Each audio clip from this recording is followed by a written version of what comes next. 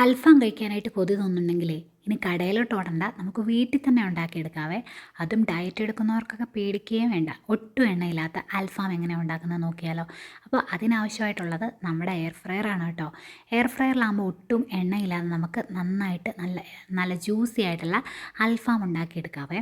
അപ്പോൾ നമ്മൾ ചിക്കൻ വാങ്ങിയിട്ട് അത് നന്നായിട്ട് ക്ലീൻ ചെയ്ത് ജസ്റ്റ് ഇങ്ങനെ ഒന്ന് വരഞ്ഞു കൊടുക്കുക കേട്ടോ. എന്നിട്ട് നമ്മുടെ മസാല ഉണ്ടല്ലോ അത് നന്നായിട്ട് അതിൽ തേച്ച് പിടിപ്പിച്ച് ആ വരഞ്ഞു കൊടുത്ത അകത്തേക്കൊക്കെ നന്നായിട്ട് ഇങ്ങനെ മസാല തേച്ച് പിടിപ്പിച്ച് ഒരു 4 മണിക്കൂറെങ്കിലും നമ്മൾ ഫ്രിഡ്ജിൽ റെസ്റ്റ് ചെയ്യാൻ വെച്ചാൽ അത്രയ്ക്ക് നല്ലതാണേ.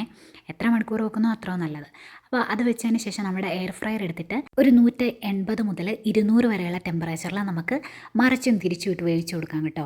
അപ്പോൾ ഇങ്ങനെ വേവിച്ച് കഴിയുമ്പോൾ നല്ലതാണ്, നല്ല ക്രിസ്പി ആയിട്ടുള്ള, പുറം നല്ല ക്രിസ്പി ആയിരിക്കും, അകം നല്ല ജ്യൂസി ആയിരിക്കുമേ. അതുപോലുള്ള അൽഫാം കിട്ടുമേ. അങ്ങനെ നമ്മൾ അൽഫാം എല്ലാം ഉണ്ടാക്കി റെഡിയാക്കി ഇവിടെ വെച്ചിട്ടുണ്ട്. അങ്ങനെ കുബൂസ് വാങ്ങാനായിട്ട് കടയിൽ ചെന്നപ്പോഴോ കടയും തുറന്നിട്ടില്ല. പിന്നെ കണ്ട കടയെല്ലാം കയറി നോക്കി, അവിടെ ഒന്നുമില്ല. പിന്നെ ലാസ്റ്റ് കിട്ടിയത് ഈ പൊറോട്ടയാണ് കേട്ടോ. പൊറോട്ടയെങ്കിൽ പൊറോട്ട എന്ന് ഓർത്ത് നമ്മൾ പൊറോട്ടയും വാങ്ങിച്ചു, മയണൈസും വാങ്ങിച്ചു. അങ്ങനെ നമ്മുടെ അൽഫാമും പൊറോട്ടയും കുബൂസും കൂടെ കഴിക്കട്ടെ. അപ്പോൾ വേണ്ടവരുണ്ടെങ്കിൽ പോരെ.